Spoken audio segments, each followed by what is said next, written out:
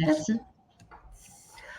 Bonjour à tous, bonjour à toutes, bonjour à tous. Bienvenue sur ce nouveau webinaire SimpliCure. Donc aujourd'hui, on vous propose un webinaire avec le laboratoire Millet. Et pour l'occasion, on est accompagné de Caroline Lanson. Bonjour Caroline. Bonjour. Ravie de vous avoir avec nous aujourd'hui. Je vais vous laisser la parole dans une petite minute. Vous pourriez vous présenter un petit peu. Aujourd'hui, vous allez nous parler des points communs des déséquilibres, des différents déséquilibres hormonaux. Pour rappel, donc ici, si vous avez des questions pendant la présentation, vous pouvez les poser à tout moment au niveau du chat, donc sur votre droite. Vous avez un fil de discussion, vous avez aussi une rubrique Q&A. Vous pouvez poser toutes vos questions ici et Caroline prendra le temps de vous répondre à la fin. Donc, on conserve un bon moment de 10-15 minutes à la fin pour répondre à toutes vos questions. Donc, n'hésitez pas, posez toutes vos questions. C'est plus intéressant.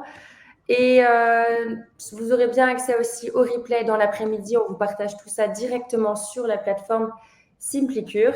Et je vais pouvoir vous laisser la parole, Caroline, vous présenter peut-être un petit peu avant de commencer cette présentation. Bien sûr, avec plaisir. Je m'appelle Caroline Lanson. Merci de m'avoir introduit. Et j'ai fondé avec Anna Walid une marque qui s'appelle Millet, qui veut dire la bonne amie en provençal, donc il y a maintenant 4 ans, bientôt 5 ans. Et j'avais travaillé en fait pendant un peu plus de 15 ans précédemment dans le développement de cosmétiques et compléments alimentaires, donc en France et à l'étranger dans différents laboratoires.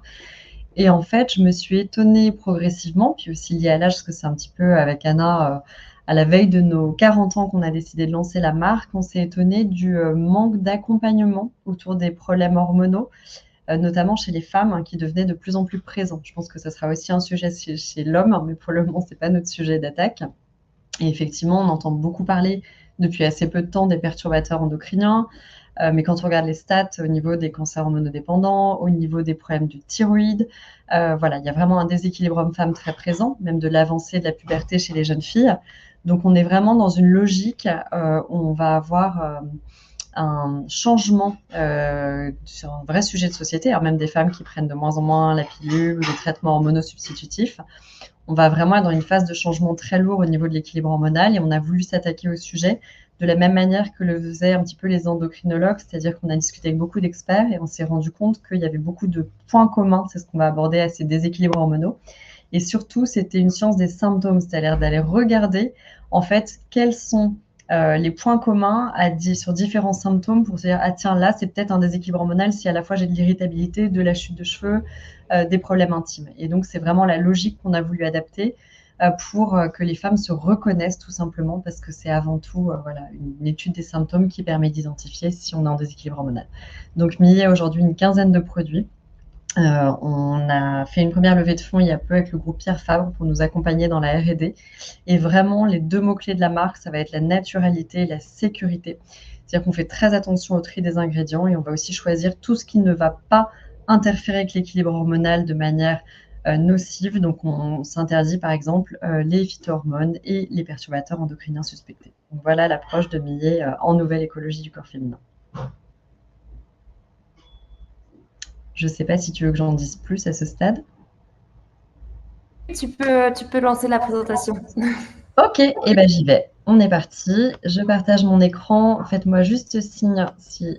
Ouais, c'est parfait, on voit très bien. Bon bah super. Donc la grande idée aussi derrière ça, c'est qu'on a passé pas mal de temps en amont parce qu'on avait interrogé quand même plus de 500 femmes et plus de 50 experts, que ce soit donc des sages-femmes, des kinés de rééducation du périnée, des gynécologues, des endocrinologues bien sûr. Et l'idée, au début, on voulait vraiment développer une gamme spécifique autour de la ménopause dont on trouvait que c'était un sujet peu abordé. Et en fait, en prenant le temps de creuser le sujet, avant de lancer la marque, on s'est rendu compte qu'il y avait beaucoup de points communs en fait entre différents déséquilibres hormonaux. Donc, pour nommer ceux qui sont plus reconnus ou ceux qui ont un nom, il y a par exemple l'endométriose, le SOPK, la périménopause, mais évidemment, il y a beaucoup d'intermédiaires. Il peut y avoir juste des troubles de syndrome prémenstruel un peu plus compliqués à certains cycles, des troubles dysphoriques prémenstruels qui vont vraiment être plus sévères au niveau du mental. Et l'idée, c'est que ce qui nous tenait à cœur, c'était vraiment de faire une gamme par symptômes, de ne pas enfermer la femme. On se rendait compte que les femmes avaient elles-mêmes beaucoup de mal à identifier dans quelle phase elles se trouvaient et qu'il y avait beaucoup d'errance diagnostique. Donc, le principal, c'était de leur dire, si tu as ça, qu'est-ce que tu peux aller regarder et qu'est-ce que tu peux aller tester. Et donc, on a vraiment cette approche transverse. On ne va pas nommer un produit SOPK ou endométriose. On va travailler sur, par exemple, les blocages métaboliques, l'état de la peau, le confort physique, le confort mental, l'intimité. On va vraiment aller voir des cas très spécifiques. Et après, ce qui nous tenait vraiment à cœur aussi pour cette marque, c'est que effectivement, même si c'est des conditions et des appellations distinctes et parfois des âges distincts, par exemple la ménopause, qu'elle soit artificielle, si je sors d'un cancer hormonodépendant et que je suis sous traitement substitutif hormonal, si je sors d'une hystérectomie ou que je sois en ménopause naturelle liée à l'âge, finalement, on va avoir aussi des mécanismes communs et les femmes avaient beaucoup de mal à se retrouver dans une case. Quand on parlait de la ménopause, c'était hyper flagrant quand on faisait nos enquêtes, c'est-à-dire que les femmes ne voulaient pas entendre parler de ménopause avant parce que c'était un terme dégradant. Je pense qu'on va pouvoir renommer aussi un jour la ménopause parce que c'est très mal compris et intégré par les femmes. Quand on leur en parlait après, elles ne voulaient plus en entendre parler, alors qu'on peut très bien avoir des troubles ménopausiques liés à changement d'état jusque dans les 5 ans après la ménopause. On est sur une période de 7 à 15 ans, qui est très peu connue, puisque la définition, c'est 12 mois sans règles. Et finalement, on s'est dit, on n'a vraiment pas envie de coller une étiquette, même si c'était dangereux d'un point de vue marketing. Et ce qui est très amusant, c'est que les femmes se retrouvent tout à fait dans les produits quand on leur parle de symptômes et ça leur paraît moins punitif. Donc, il y a aussi un côté très fort de parler vrai, d'aller chercher le symptôme, de dire voilà, on va faire vraiment toutes les plantes les plus sécuritaires et les plus efficaces pour travailler sur ce symptôme, avec vraiment les mécanismes communs. Et après, chacune va piocher dans ses symptômes. Et on se retrouve avec des réunions clientes où on a parfois la mère et la fille, des différences d'âge assez énormes. Et le gros intérêt de la marque, c'est qu'on va vraiment couvrir de la puberté à la ménopause. On a vraiment quasiment un tiers de femmes, 25-35, 35-45 et 45+. Donc, bon, je rappelle les termes, mais ça, je pense que vu le public de Simplicure, vous les connaissez bien. Le SOPK, à mon avis, c'est vraiment donc le syndrome des ovaires polykystiques. Je pense qu'on va vraiment plus en parler dans les prochaines années, parce qu'il y a un peu suite au mouvement MeToo, on a l'impression qu'il y a un MeToo sur l'équilibre hormonal, donc on parle beaucoup de ménopause en ce moment. L'endométriose aussi, c'est des sujets où carrément le gouvernement s'attaque à ces sujets, comme des sujets de santé publique, parce que la ménopause, la périménopause, on se rend compte qu'il y a des grosses conséquences économiques aussi de départ de femmes du bureau. Nous, on a travaillé avec le Women's Forum et c'était astronomique les chiffres de départ anticipés parce que la ménopause n'était pas prise en compte sur le lieu de travail. L'endométriose, il y a des super avancées, c'est-à-dire que maintenant, il va y avoir enfin des tests salivaires remboursés pour identifier si on est atteint d'endométriose ou pas, alors qu'avant, il y avait beaucoup d'errances diagnostiques. Donc ça, c'est absolument génial. Et puis, le SOPK, on est vraiment sur un trouble qui toucherait, comme l'endométriose, plus de 10% des femmes. Et là, il y a différentes formes de SOPK, mais ça serait quand même une des premières causes d'infertilité. C'est aussi des causes de diabète plus précoces. Donc, c'est vraiment un sujet de santé publique qui, je pense, va émerger. Il y a des liens, il y a de plus en plus d'études qui font des liens avec les perturbateurs endocriniens et le SOPK et l'endométriose notamment. Et donc, ça va être vraiment intéressant d'aller aussi un petit peu creuser toute cette hygiène de vie parce que les études sur les perturbateurs endocriniens sont très récentes. Le terme a été inventé par Theo Colborn dans les années 90 et on se rend compte qu'il y a de plus en plus de liens avec des pathologies hormonales notamment. Donc, je pense que la science va beaucoup, beaucoup progresser sur tous ces sujets-là. Les facteurs hormonaux clés. Alors, qu'est-ce qu'on retrouve comme facteurs auxquels il faut faire très attention et qui en plus sont difficiles à doser? Nous, on a parlé avec beaucoup d'endocrinologues réputés. Et en fait, l'endocrinologie, c'est vraiment une des rares médecines qui va être basée beaucoup sur le symptôme, l'étude de l'hygiène de vie, l'étude de l'hérédité. La première chose que fait un endocrinologue, c'est qu'il va vraiment faire la cartographie de votre alimentation, de votre hygiène de vie, à quel âge votre mère a été ménopausée, à quel âge elle a eu ses règles, quels sont les moments de stress, etc. Puisqu'on peut avoir deux femmes, on va dire qu'on arrive très bien en médecine et en endocrinologie à dire vous êtes enceinte, vous êtes ménopausée sur les grands segments. D'ailleurs, il y a des tests comme les tests de grossesse qui existent pour la ménopause aujourd'hui.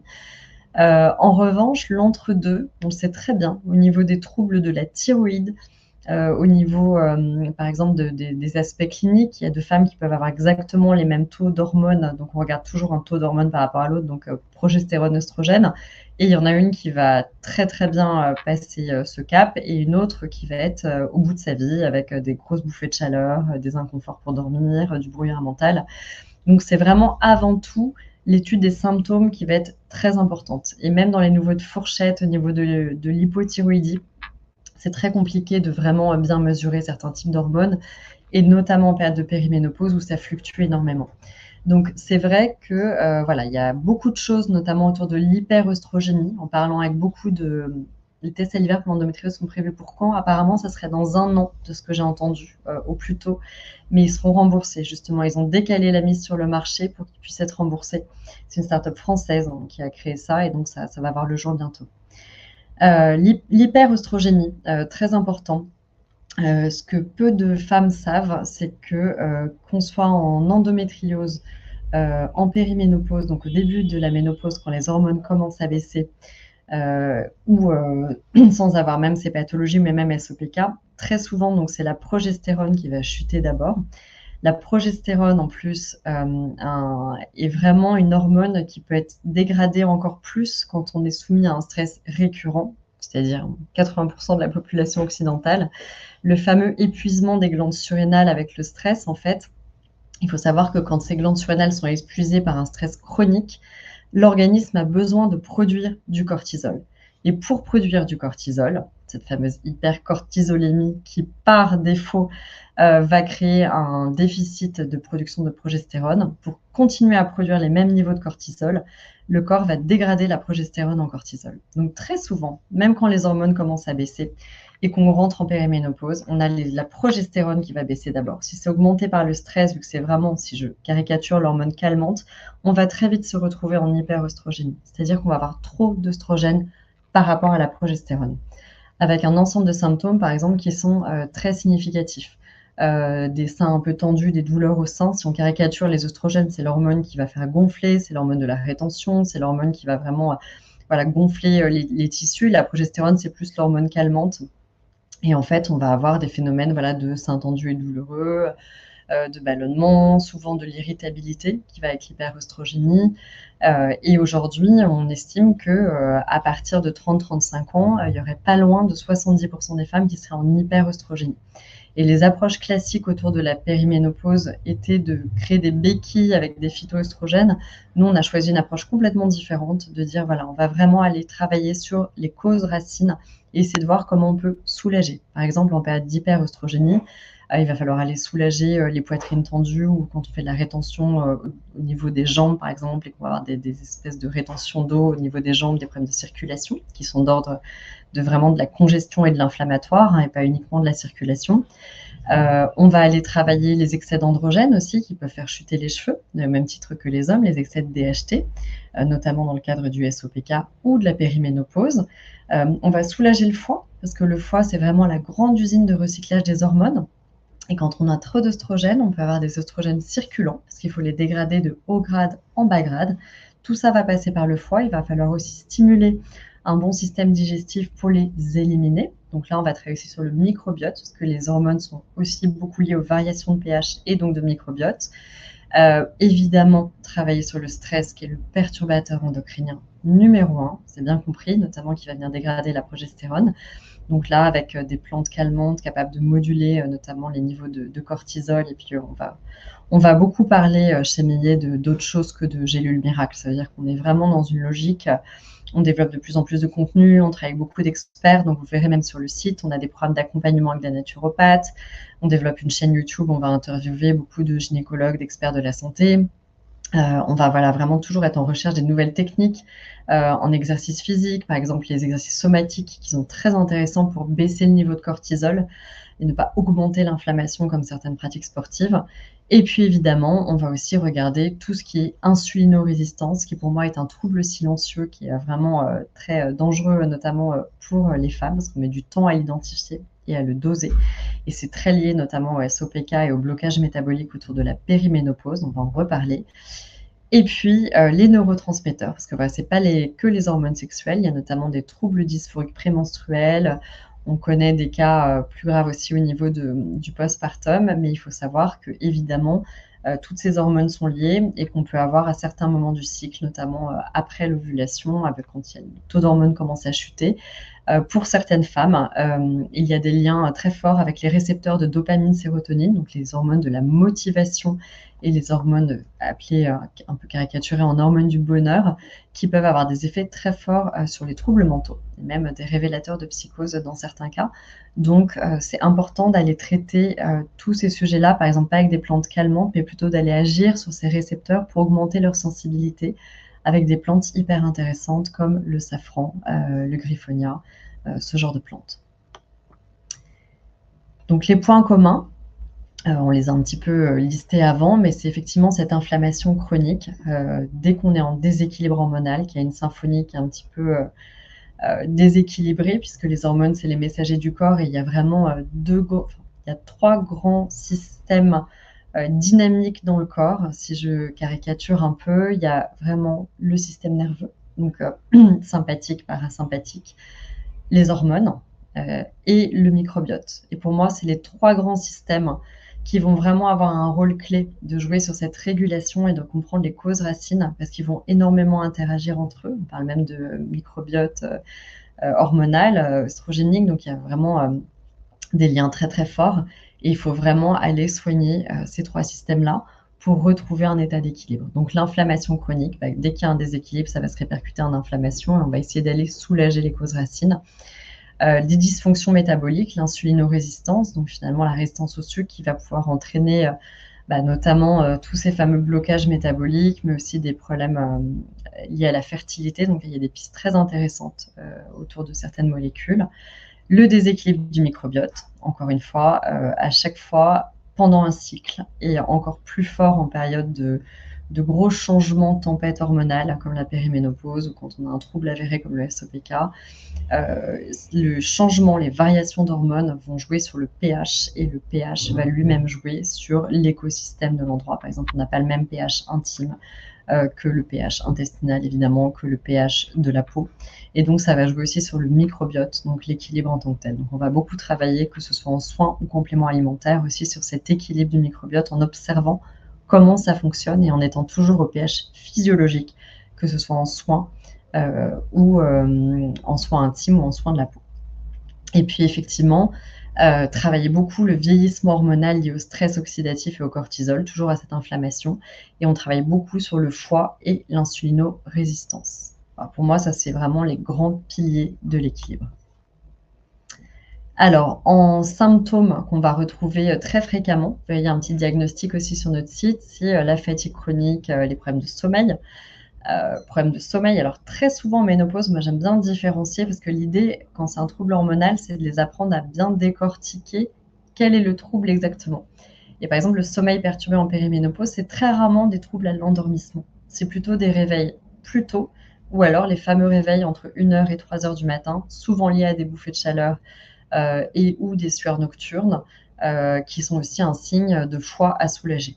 C'est assez bien en naturopathie, les soucis intimes. Alors ça, on était très étonnés parce qu'il y avait une caricature une femme sur deux à partir de 50 ans a besoin, justement, avec la baisse de lubrification naturelle, de passer à des soins intimes hydratants.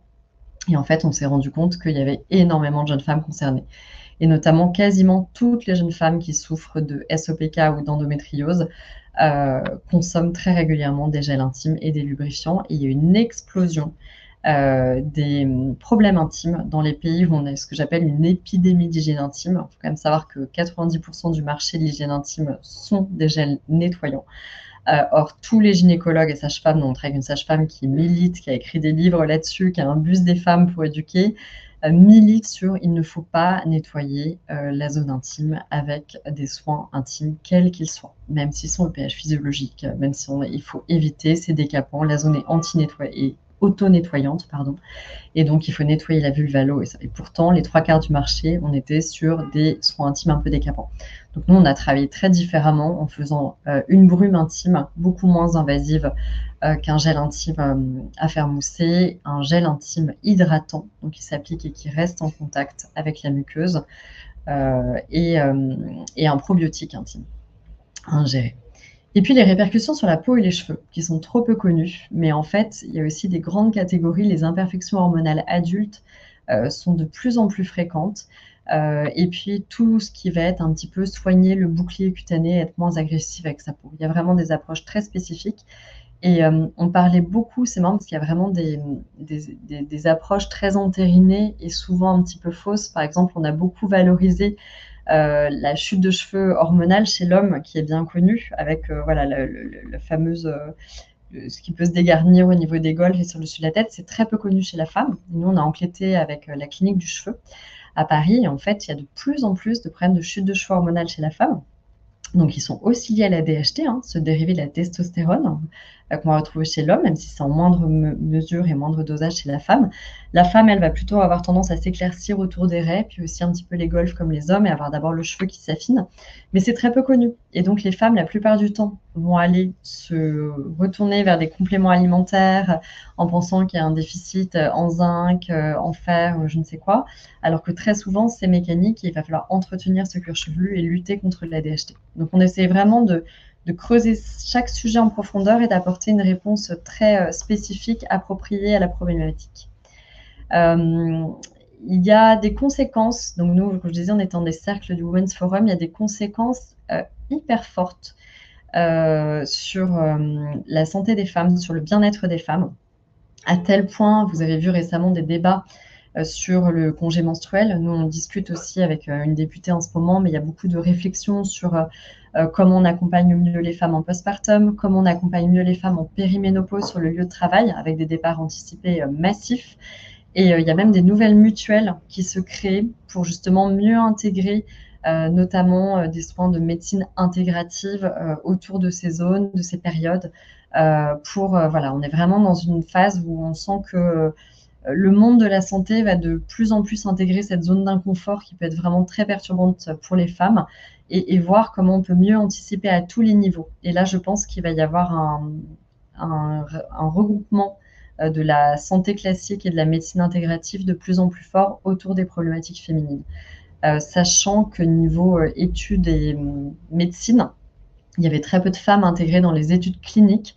Il y a un livre que je vous recommande qui est passionnant, qui s'appelle « Le sexe de la santé » de Alison McGregor, et en fait qui explique à quel point une médecine qui était trop potentielle, parce que c'était pour protéger les femmes, on n'avait pas envie d'avoir les mêmes choses que ce qui s'est passé au niveau du Distilbène, qui ont créé des dégâts sur plusieurs générations, toujours peur qu'une femme tombe enceinte pendant l'étude, mais en fait, on se rend compte qu'à cause des variations hormonales, une femme ne métabolise même pas le Doliprane de la même manière qu'un homme.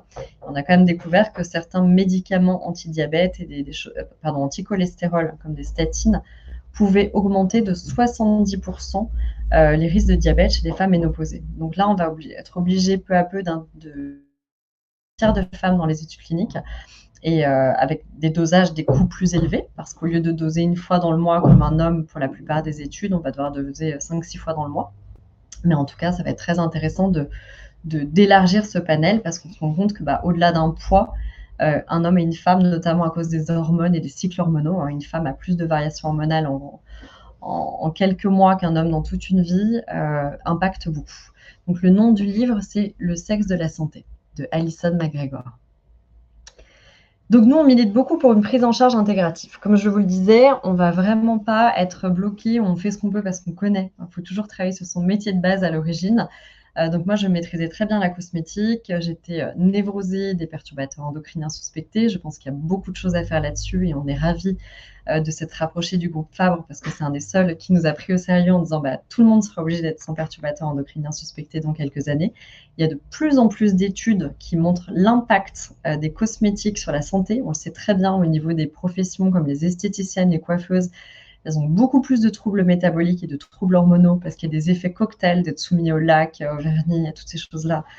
C'est très nocif et les femmes ont plus d'effets cocktails que les hommes. Et on va vraiment, à mon avis, on va avoir beaucoup d'études qui se déploient sur ce sujet-là dans les prochaines années.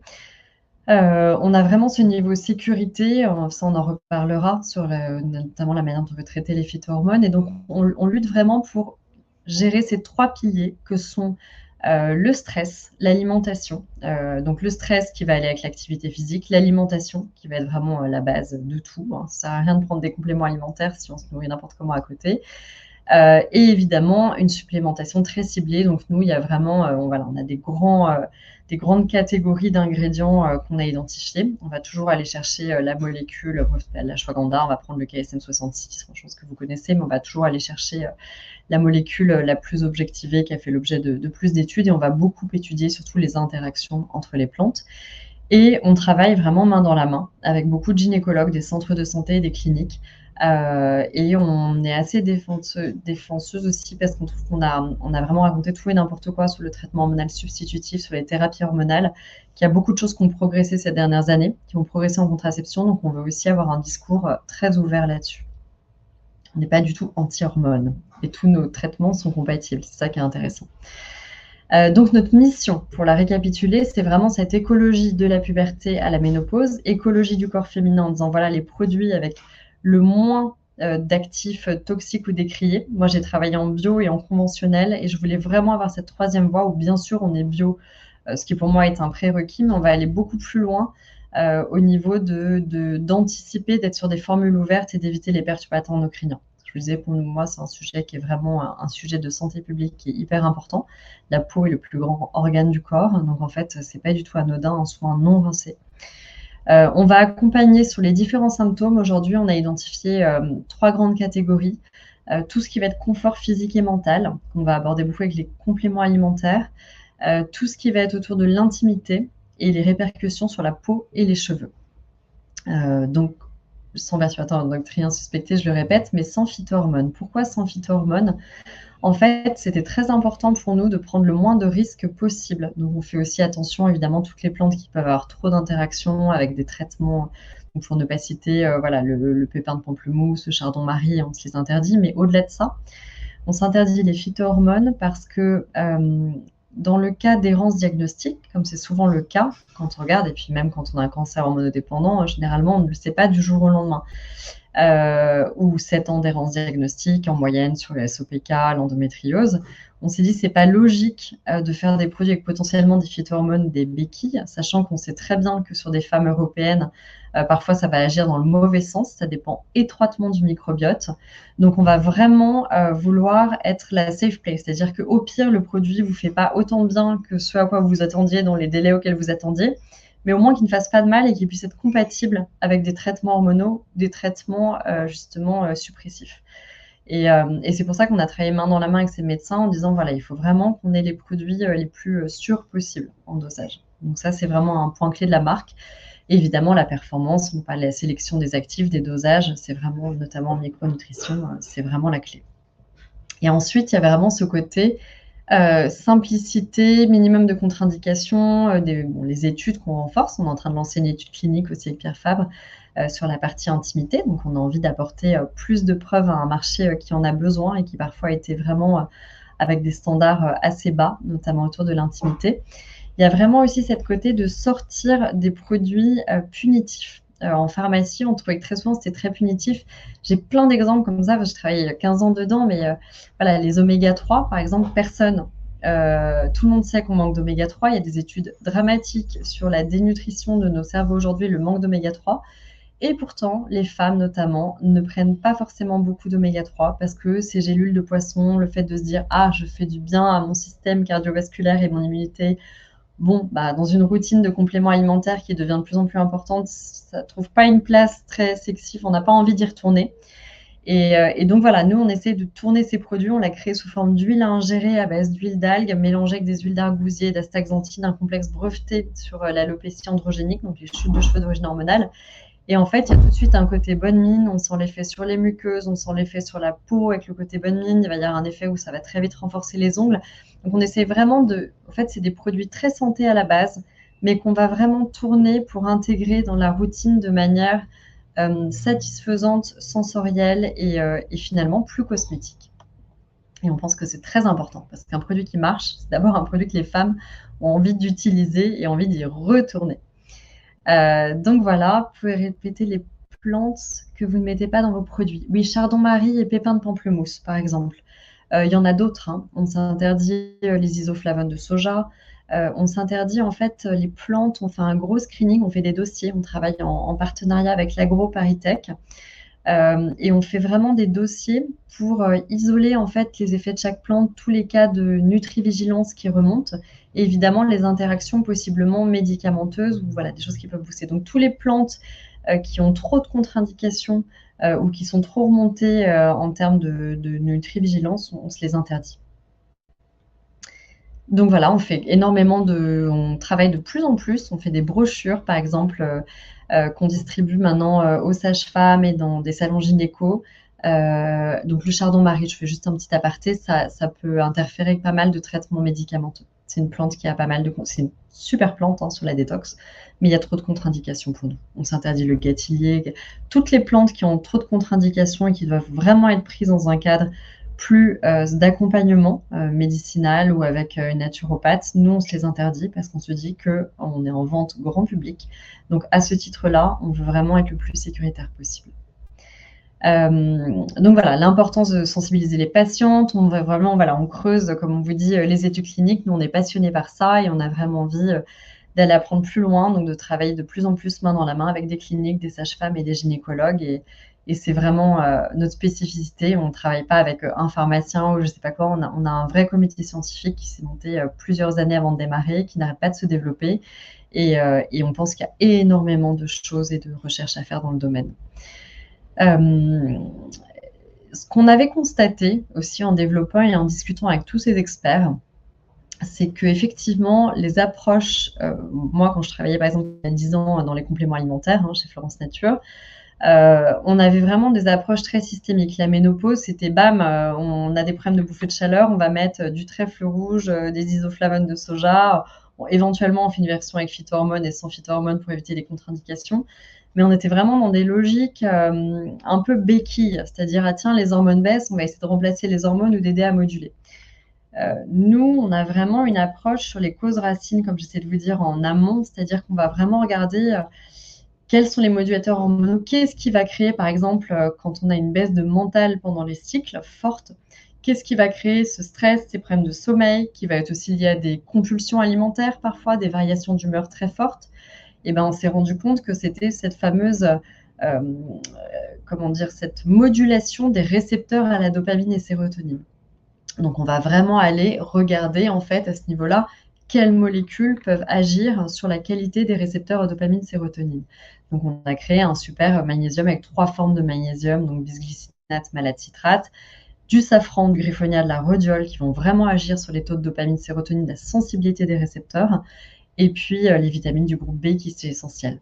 Dans le cas des bouffées de chaleur, si vous en parliez, il y a aussi toute la partie foie qui est exceptionnelle. Le romarin qu'on utilise a vraiment des résultats assez exceptionnels sur les bouffées de chaleur, et l'ashwagandha aussi qui va beaucoup jouer sur la modulation du cortisol, puisque même si on a du mal à identifier le mécanisme précis des bouffées de chaleur, on le voit en tech avec les nouveaux bracelets qui détectent l'arrivée des bouffées de chaleur, mais c'est un peu comme le tsunami, on ne peut que détecter quelques secondes avant, on ne peut pas anticiper ou diminuer. Mais en tout cas, on sait vraiment que c'est lié à un pic d'adrénaline et de cortisol quelques minutes avant. Donc vraiment régler ce problème de stress, ça va être un point clé. Et on essaie de beaucoup éduquer autour de ça. On va aussi beaucoup travailler le microbiote. On a des résultats absolument dingues. On a été contacté par une équipe d'urologues justement à Pompidou sur le fait d'avoir mis tout simplement des postbiotiques qu'on a dans tous nos soins, notamment au niveau intime, des résultats sur la récidive des mycoses et des cystites. Et résultat, c'est là-dessus qu'on va lancer notre étude clinique. Et puis, évidemment, voilà, on en reparlera de la glycémie, mais le rôle du microbiote est aussi ultra important. Donc, la gamme, parce que comme ça, je nous réserverai un petit peu de temps pour les questions-réponses. On pourra évidemment aller plus dans différents produits. Ce qu'il faut retenir, c'est que voilà, du SPM, je suis désolée, c'est peut-être petit, mais voilà, postpartum, SPM, il y a uniquement pendant la grossesse que nous, on déconseille tous nos compléments alimentaires pour une raison simple. Mais voilà, même si l'infusion, des choses comme ça, on pourrait, l'idée, c'est de dire, pendant la grossesse, on est censé prendre les compléments alimentaires que nous recommande le médecin, et c'est tout, et ne surtout pas interférer, grossesse et allaitement, parce que je rappelle, si on fait des détox pendant l'allaitement, toutes les toxines qu'on va évacuer vont aller directement dans le lait maternel. Mais vous voyez, l'idée, c'est qu'on veut vraiment avoir cette gamme très safe, c'est-à-dire que tous nos produits en toxicité sont compatibles femmes enceintes, c'est-à-dire qu'on utilise des parfums sans huile essentielle, On est vraiment hyper strict sur la charte. Donc on a même des produits, par exemple pour le corps, on a un produit pour soulager les douleurs mammaires et on va être vraiment compatible femme enceinte et allaitante. Donc très attention à ça, c'est pour un aperçu. Et puis pour vous donner voilà, une petite idée des produits, donc comment on accompagne tous ces symptômes, sur les essentiels, donc vraiment les cures de fond, donc c'est nos compléments alimentaires, donc ils ont tous essentiels dans le nom. Il y a Essentiel Sérénité, donc les 2 premiers, c'est vraiment nos gros best-sellers. Essentiel Sérénité, c'est le fameux mix de magnésium, safran, griffonnière, rhodiol, vitamine B dont je vous parlais. Et on l'a fait sous forme de comprimés à croquer, parce que souvent les magnésiums du marché, vous savez, le magnésium, ça prend de la place, c'est pas très cool. Moi, je suis une fan de magnésium. L'idéal, c'est on dit qu'il faut alterner les formes. Donc évidemment, on passe aux oubliettes le magnésium marin et autres oxydes de magnésium. En tout cas, on disait surtout d'alterner les formes en hâte. Nous, on a choisi bisglycinate, malate citrate parce que ça fonctionnait très bien ensemble, mais il y a aussi le taurinate qui est très intéressant ou d'autres formes. Évidemment, la vitamine B6 pour potentialiser le magnésium. Donc, on choisit toujours des vitamines aussi associées à des acides aminés ou des enzymes pour les rendre plus biodisponibles. Donc, on travaille pas sur de la pyridoxine, mais on travaille sur de la vitamine B6, B5P. Pareil, quand on va mettre de la B9, ça va être de la méthylfolée. On va faire très attention voilà, au choix des vitamines et des combinaisons. Mais en tout cas, voilà, on est vraiment sur un super magnésium. On a directement les formes alternées sous forme de comprimés à croquer parce que ça prend de la place. On en a 3 par jour. Donc, compatible au diabète. On est sans sucre. Et c'est aussi, ça facilite la prise et c'est beaucoup plus sympa. Il y a un petit arôme framboise et vraiment, on a mis du temps à développer cette formule, mais ça fait partie des gros best-sellers chez nous. Et Équilibre féminin, qui est vraiment le produit pilier. Donc, je les appelle toujours les tic et tac. Équilibre féminin, c'est le orange qui est à côté du jaune. Là, on est vraiment sur un mix de plantes adaptogènes. Nous, on utilise beaucoup les plantes adaptogènes. Alors, toujours dans cette logique de sécurité, il n'y a pas encore énormément d'études sur les plantes par rapport à d'autres molécules. Sur plus de 5000 plantes médicinales, il n'y en a qu'une vingtaine reconnues comme adaptogènes. C'est celles sur lesquelles on a le plus d'études et qui, normalement, ont le plus large spectre d'action, puisqu'elles peuvent s'adapter plus au profil biochimique des personnes. Par exemple, l'ashwagandha, c'est très significatif. Cette plante qui va être capable de moduler les niveaux de cortisol. Elle va, par exemple, pour quelqu'un qui a tendance à être très fatigué en période de cycle, elle va plutôt la dynamiser un petit peu. Et quelqu'un qui est vraiment dans l'irritabilité et plutôt l'hyperactivité, le mal à dormir, a tendance à calmer. Donc moi, j'aime beaucoup ces plantes-là.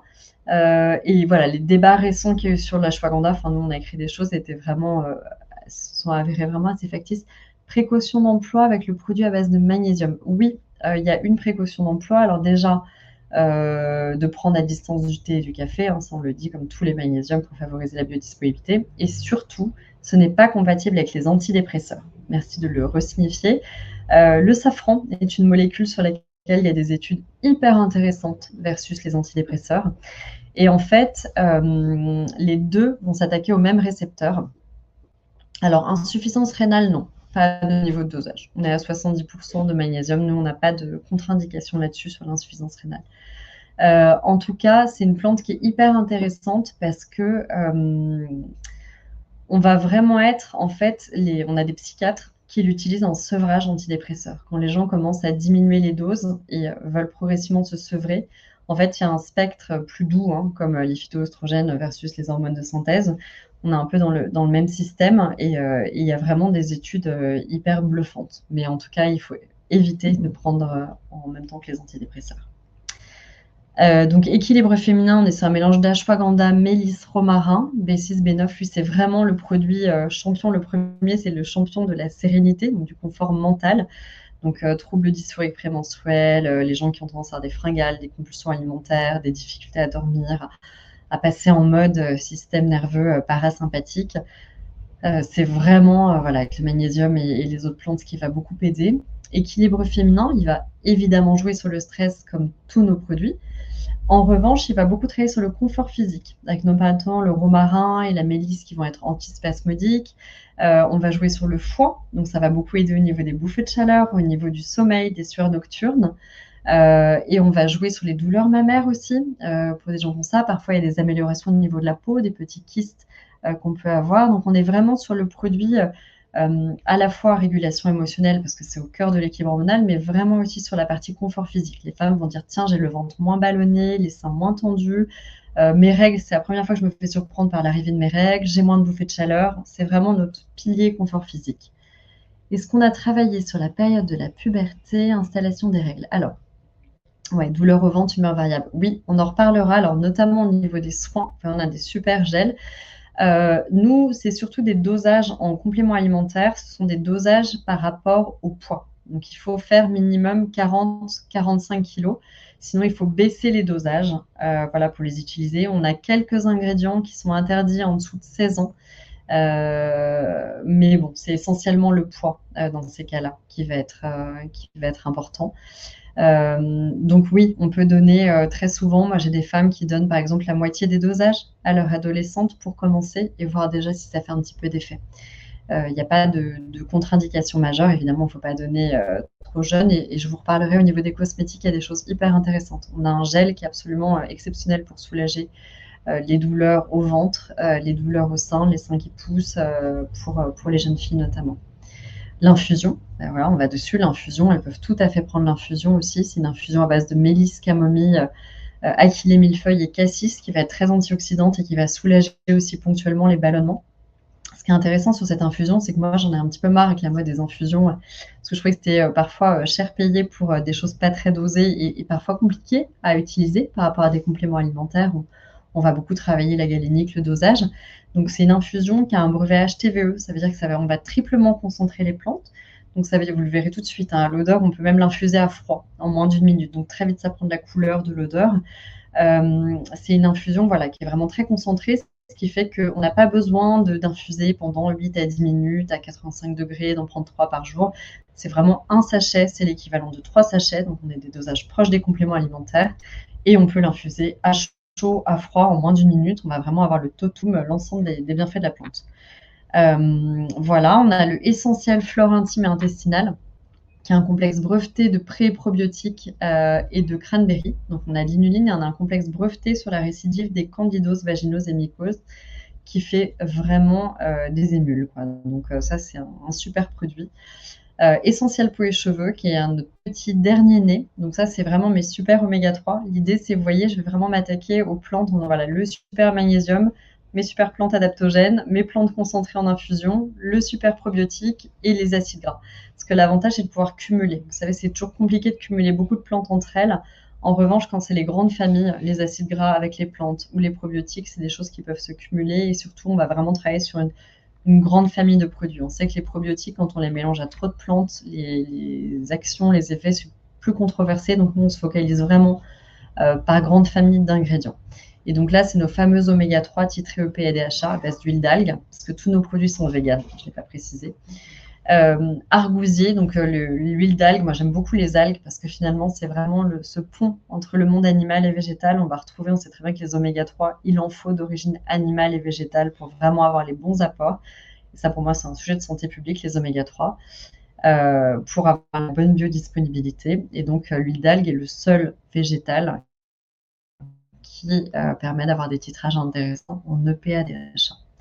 De l'huile d'argousier, qui est extraordinaire aussi sur la sécheresse des muqueuses. Et puis un complexe d'huile brevetée sur vraiment la modulation de la DHT. Et l'astaxanthine, qui est un caroténoïde très antioxydant, qui va aussi permettre de relancer la microcirculation au niveau du cuir chevelu et de la peau. Donc qui est hyper intéressant et puis qui donne un effet bonne mine immédiat, qui font que les femmes y retournent. Et on a vraiment des retours exceptionnels sur ce produit qui était un peu cher à la base, c'est des huiles très chères, très objectivé qu'on a pris et il rencontre un succès fort, alors que c'est un produit très atypique. C'est un produit qu'on peut ingérer, c'est d'abord un complément alimentaire. Il peut également s'appliquer sur la peau. Si on a un effet bonne mine immédiat, avoir un petit effacement, on peut mettre une goutte sur la peau, ça nous fait un peu des choses autobronzantes. Que peut-on conseiller pour les femmes, la quarantaine, pour de l'acné hormonal? Et ben, on va en parler juste après, dans la peau. Vous faites bien de me dire. D'ailleurs, les oméga 3 sont hyper intéressants pour la peau, même pour les ados.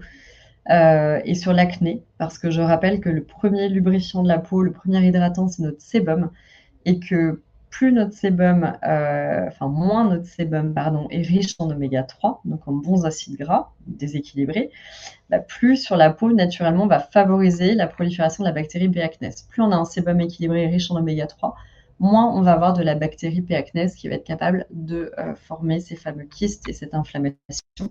Et puis ces kystes douloureux inflammatoires très liés à l'acné adulte, c'est des choses qui sont très, très liées au foie, notamment quand c'est placé voilà, autour du menton. Pour l'oméga 3, non, il y a très peu de contre-indications. Les femmes enceintes et allaitantes, je crois qu'on est aussi sur des moins de 14 ans, mais en tout cas, on a vraiment très, très peu de contre-indications sur ce produit-là. Et puis, on est en train de travailler avec je n'ai pas compris, une DFG basse pour le magnésium. Il semblait que c'était l'inverse, vers 45, soit le magnésium ou les plantes adaptogènes. Alors, je ne sais pas ce que vous entendez par DFG, je suis désolée. On peut préciser, je vous le dis après. La poudre activatrice de métabolisme, on est en train de travailler là-dessus. Donc là, ça va être un mélange. On va vraiment travailler sur les blocages métaboliques. Donc on travaille sur un mélange de myo-inositol, d-inositol et puis d'acide alpha-lipoïque, enfin de beaucoup de choses. Non, normalement, on n'a pas de contre-indication là-dessus. Vous verrez par rapport au dosage, nous, quand on travaille les minéraux, Michel, on ne met pas 100% des apports.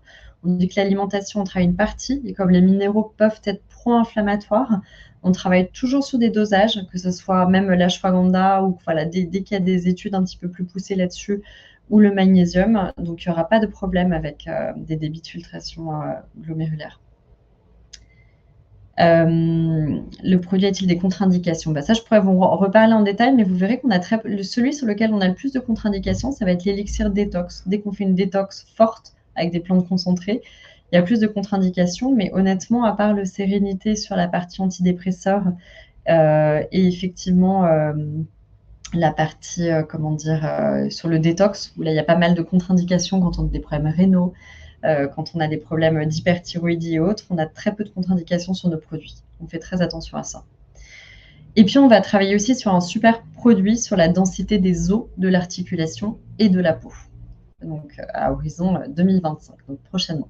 Mais vous voyez, l'idée, c'est vraiment d'avoir des cures de fond sur des symptômes très ciblés. Au niveau de la gamme intimité, donc là, tout est compatible femme enceinte. Donc même le probiotique, c'est le seul qu'on conseille même pendant la grossesse pour protéger des cystites qui peuvent avoir des effets désastreux pendant les grossesses. Et pour le coup, les probiotiques utilisés, la cranberry, n'ont vraiment aucun type de contre-indication et peuvent complémenter des produits que les gynécos donnent aux femmes. Donc, on a le gel intime rééquilibrant qui est vraiment le gros produit star de la marque parce que le standard du marché était très mauvais. On était content quand il y avait du jojoba ou de la vitamine E dans les produits. Bon, on a été un petit peu plus loin. On a vraiment travaillé d'abord une texture bioadhésive qui va adhérer aux muqueuses et qui va vraiment être non coulante. Donc, c'est très confortable pour les femmes parce que ça reste bien en place, l'actif va rester longtemps en contact avec la zone, contrairement à un gel nettoyant. Surtout, c'est très confortable, même pour des femmes qui n'ont pas de problème de sécheresse intime, mais qui ont des problèmes, par exemple, de mycose à répétition ou d'inconfort. Ils ne vont pas avoir envie de sentir le produit dans leur culotte. Et les 3 quarts du marché, c'est des gels très coulants. Donc, on a une texture qui est très intéressante. Et puis, au-delà de ça, on a des actifs pour rééquilibrer le pH. On est en pH physiologique, pas en pH neutre. Je rappelle que la zone est naturellement acide. Donc, c'est important de préserver cette humidité pour la protéger des agressions extérieures. On a de l'acide hyaluronique, donc un complexe d'acide hyaluronique. On a surtout un extrait breveté de muguet bleu qui est super intéressant parce qu'il va permettre de renforcer la densité d'innervation de la zone, donc de relancer naturellement le processus de lubrification naturelle. Et aussi les sensations, parce qu'il faut savoir que les premières cellules qui meurent quand on manque de lubrification, de sensation, c'est vraiment les cellules sensitives. Et donc le fait de renforcer cette densité d'innervation va permettre de réactiver sans hormones une lubrification naturelle du corps. Et ça, moi, c'est des pistes que j'aime beaucoup sur cette idée de retour à l'état d'équilibre. Donc ça, c'est vraiment un gros best-seller en pharmacie. Et on a développé un petit format test, justement, de 20 ml pour faire tester les femmes. On a un taux de réachat énormissime sur ce produit. Et puis, donc voilà, le complexe de probiotiques dont on a parlé. Et notre petit dernier, c'est la brume intime apaisante. Alors ça, c'est pour toutes les femmes qui nous réclamaient le fameux gel nettoyant intime. Il y en a qui essayaient de prendre notre gel intime sous la douche. C'est en fait une brume qui est riche en acide lactique qui est riche en pré et probiotiques, vous avez compris, enfin postbiotiques, pardon, en cosmétique, vous aurez compris qu'on en a toujours dans nos produits, et qui va vraiment venir aussi poser un petit film hydratant et filmogène un peu cicatrisant sur la zone. On trouvait ça très intéressant pour les femmes en postpartum. L'idée, c'est d'avoir un geste très simple, non intrusif, et aussi quand les femmes sortent du sport ou de mycose, ou qu'elles ont transpiré, ou qu'elles sont pas à l'aise, ou qu'il y a des odeurs désagréables.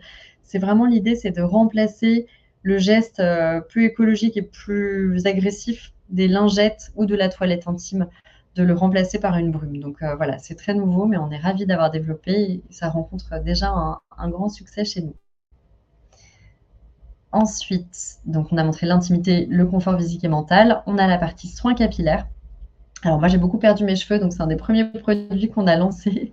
Parce que voilà, je me dis: «C'est dingue, ça fait 15 ans que je bosse dans la beauté» et j'étais la première à me précipiter vers des compléments alimentaires, alors qu'en fait, j'avais pas du tout identifié que quand on perdait ses cheveux autour d'une raie, bah, ça pouvait venir d'autres choses et donc voilà, on s'est un peu passionné pour le sujet. On a une manière complètement différente de traiter les produits. Vous comprenez, nous, on va pas trop aller dans l'hygiène ou des choses rincées, ça nous intéresse pas beaucoup. On va vraiment dire: «OK, pareil, 3/4 du marché anti-chute, c'est des shampoings». C'est un peu dommage parce que comme pour l'intimité, en fait, un shampoing ou un gel intime, ça reste quelques secondes en contact avec la zone.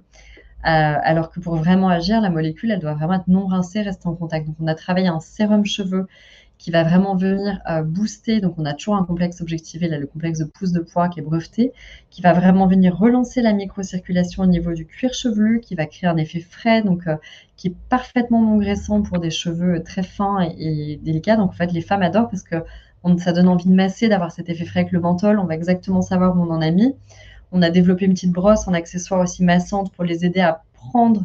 Il faut savoir que le cuir chevelu vieillit 3 à 10 fois plus vite que la peau parce qu'on ne s'occupe pas de le masser. Aujourd'hui, le massage facial revient sur le devant de la scène pour montrer tous ses bénéfices en termes de relance de production, collagène, céramide et autres.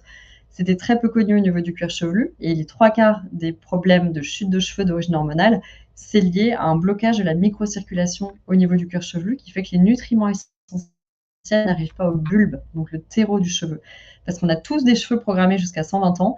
Le problème, hein, c'est quand on commence à avoir le cheveu qui s'affine d'abord et qui chute de plus en plus vite, c'est qu'on va accélérer les cycles capillaires et que les bulbes capillaires, parce qu'ils ne sont pas assez nourris à cause de la microcirculation qui diminue, ils vont finir par se rétracter et mourir. Donc au début, ils se rétractent, le cheveu est plus fin, ça accélère les cycles capillaires et après, ils peuvent mourir. Donc c'est vraiment important de prendre en amont et c'est vraiment tout basé sur l'entretien du cuir chevelu.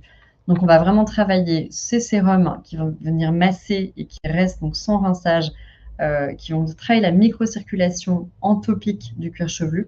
Le fameux essentiel peau et cheveux dont je vous ai parlé à ingérer qui lui va jouer sur la microcirculation en interne et la DHT, en apportant aussi des oméga 3 qui luttent aussi contre cette inflammation. Et puis la poudre cheveux densifiante qui est notre petite dernière, qui est un mélange de poudre ayurvédique très intéressant parce que ces produits-là étaient souvent pas bons, des postbiotiques aussi qui vont équilibrer le cuir chevelu et qui peut s'utiliser un peu en shampoing sec pour donner du volume, pour nourrir et gainer la fibre, ou en masque aussi mélangé avec de l'eau. Pour les vaginoses bactériennes, quel produit d'hygiène intime? Alors moi, je ne dis pas d'hygiène intime. Enfin, en tout cas, pas de gel nettoyant. Donc là, vaginose bactérienne, honnêtement, ce seraient les 3 produits ou les 2. Pour moi, le minimum, c'est d'avoir le probiotique interne, qui est vraiment très efficace, donc les gélules à avaler et la partie gel intime qui va rester en contact avec la zone. Et si elles veulent plus de soulagement au quotidien, il peut y avoir la brume intime qui va aider à renforcer, qui va travailler dans le même sens. En tout cas, il faut vraiment éliminer tous les nettoyants, même les nettoyants intimes. Ça, c'est vraiment notre mot-clé. Donc voilà pour la partie soins capillaires. N'hésitez pas s'il y a des questions, mais je vois que l'heure avance, donc on fait le tout dernier segment. Voilà, il en reste 2, donc je fais vite pour laisser un petit peu de temps aux questions. Donc voilà, au niveau des soins visage, vous aviez parlé des kystes d'origine hormonale. Donc il faut savoir que notamment tous ces kystes-là autour de la mâchoire, ce qu'on a sur le haut du décolleté ou le haut du dos, ou parfois là, c'est vraiment très très lié au foie. Donc il va falloir travailler l'inflammation. Et on a un certifiant qui est hyper intéressant pour ça, c'est qu'il va vraiment venir travailler avec du zinc, de la bardane. Il va vraiment travailler sur cette inflammation-là. Et les femmes voient souvent des résultats très vite au début. Ça va avoir tendance à faire ressortir les toxines, donc les boutons. Ça dure 15 jours, c'est très dosé. Et ensuite, ça va vraiment venir apaiser le grain de peau. Donc là, c'est un mélange d'esmodium, romarin, ortie, pilosel, zinc qu'on prend sur 15 jours, même brevet HTVE que l'infusion, donc très concentré. L'émulsion perfectrice qui est très intéressante. Alors, 99% des soins du marché au niveau des émulsions anti-imperfection étaient à base d'acide salicylique, perturbateur endocrinien suspecté, même quasiment avéré. Donc voilà, nous on l'a évacué. Il y a l'acide succinique qui est hyper intéressant. Il y a peu de marques qui l'utilisent. Il y a un peu Pierre Fabre, SVR, mais acide succinique qui a un super résultat versus l'acide salicylique dans des tests hyper intéressants. De la bardane, du zinc, des postbiotiques. Toujours des postbiotiques et toujours des soins très très doux. Tous nos soins conviennent aux peaux sensibles.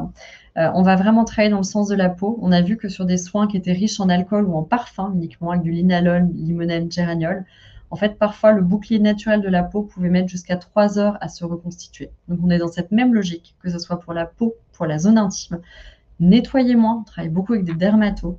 Et quand vous nettoyez la peau, par exemple, mettez une petite huile. C'est aussi pour ça qu'on a développé notre huile régénérante. On travaille que les grandes routines, les grands axes. On ne va pas sursegmenter la gamme.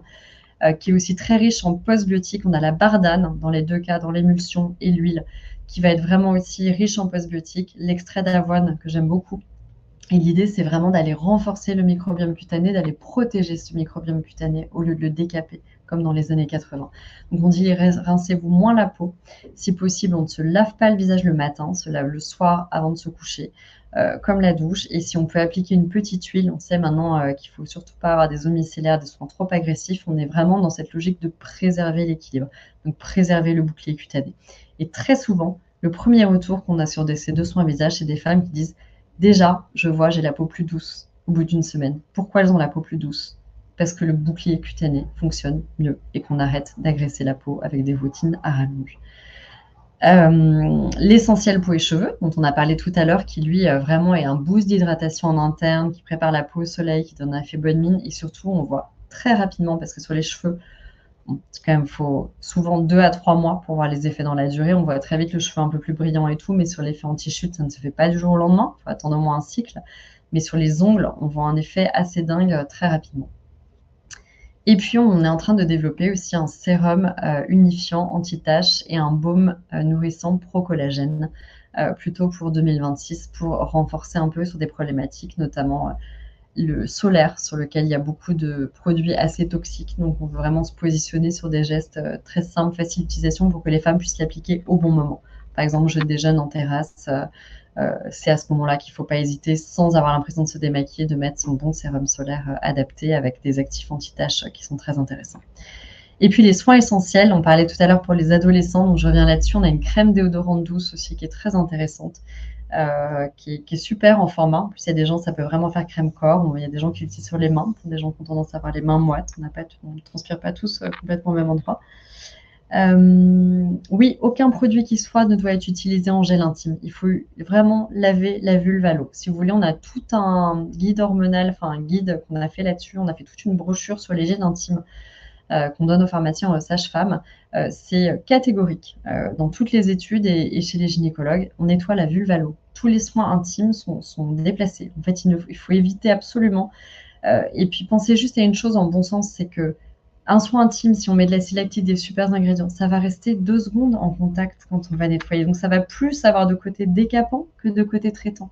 Si vous voulez traiter, il vaut mieux justement quelque chose de plus adapté, plus biomimétique que vous allez mettre, et les actifs vont rester plus longtemps en contact, comme le gel intime ou la brume intime qui va avoir un côté un petit peu filmogène et hydratant. Mais cette zone-là est très fragile, il faut vraiment éviter les nettoyants. Ouais, tous. Et donc, dans les soins essentiels, donc la crème déodorante douce, le sérum corps apaisant. J'insiste un tout petit peu là-dessus parce que vraiment, c'est un produit magique qui marche très très bien en pharmacie. C'est un mix d'extraits de yam liposomé, de magnésium, de ginkgo biloba. Oui, on reparlera de l'hygiène intime, mais on nous a fait croire qu'il fallait décaper cette zone et c'est pas du tout comme ça que ça fonctionne.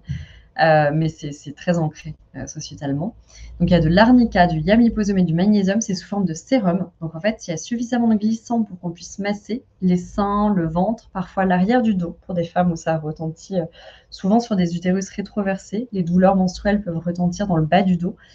Et on est vraiment sur un soin qui est magique, hyper décongestionnant. J'ai des femmes aussi pour les jambes lourdes et congestionnées qui disaient mais J'avais essayé tous les soins à base de vigne rouge, ginkgo biloba, etc. et ça fonctionnait pas. Et en fait, il manquait un peu ces actifs vraiment décongestionnants, anti-inflammatoires comme l'arnica, le magnésium, le YAM et on a des résultats assez exceptionnels et on peut se rhabiller très vite derrière. Quand on masse les seins, quand on masse le ventre, c'est vraiment une super formule. Et puis, il n'y a pas grand-chose sur le marché. Il y avait des crèmes à la progestérone très désagréables qui ont été retirées du marché. Et aujourd'hui, quand une femme arrive en pharmacie, la plupart du temps, et demande quelque chose pour les douleurs au sein, on va lui donner des crèmes anti-hémorroïdaires. Donc, je ne sais pas si vous voyez, niveau sensorialité, on n'y est pas. Donc, il y a vraiment beaucoup de choses à faire là-dessus. Et puis, on a une petite brume fraîcheur pour le visage qui va vraiment jouer et qui est très agréable dans le cadre des bouffées de chaleur pour soulager un petit peu les femmes et voilà, avoir aussi un côté hydratant, empêcher aussi dans les bouffées de chaleur toute l'hydratation part, les rougeurs. On va travailler là-dessus et puis voilà, un petit côté rafraîchissant, hydratant et on travaille un baume fermeté anti-tache.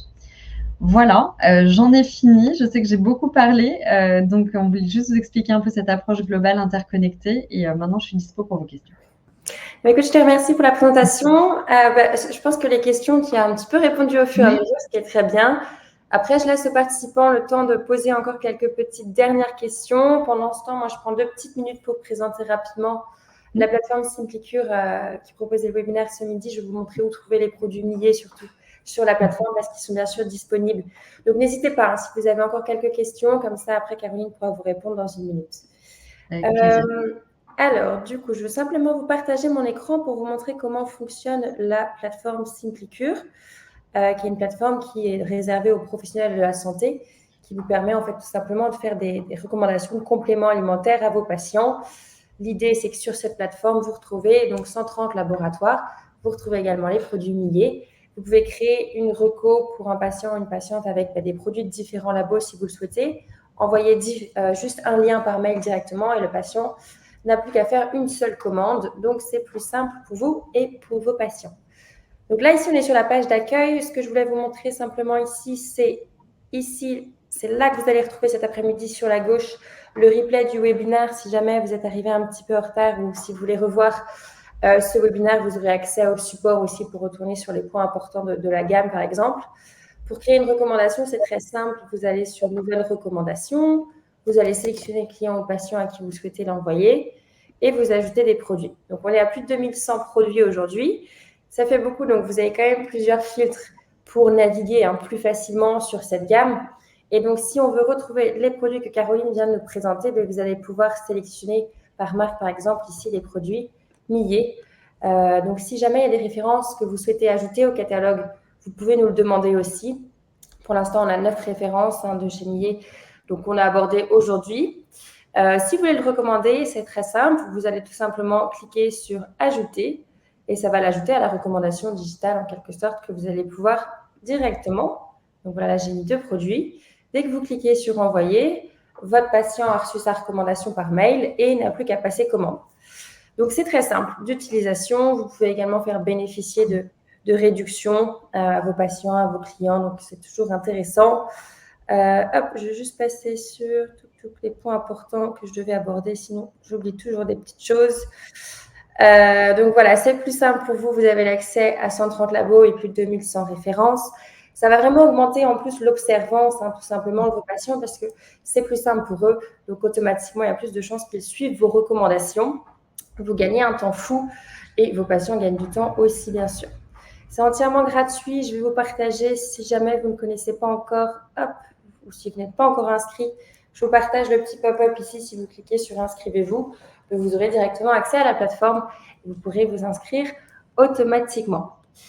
Mais voilà, j'ai vu une petite question arriver. Tu veux peut-être y répondre? Je vais répondre. J'ai vu quelques questions. Merci déjà pour vos axes.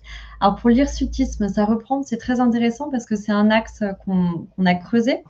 Et en fait, donc rassurez-vous, l'hirsutisme, donc ces fameuses pousses de poils indésirables qu'on peut avoir à ce niveau-là, notamment au moment de la périménopause ou parfois en SOPK, c'est surtout un déséquilibre des androgènes. Donc le complexe peau et cheveux à base d'oméga 3 qui va lutter contre cet excès de DHT, androgène, cette hormone qui va semer la zizanie, en fait, il va plutôt avoir tendance à l'éliminer ou contrer ses effets.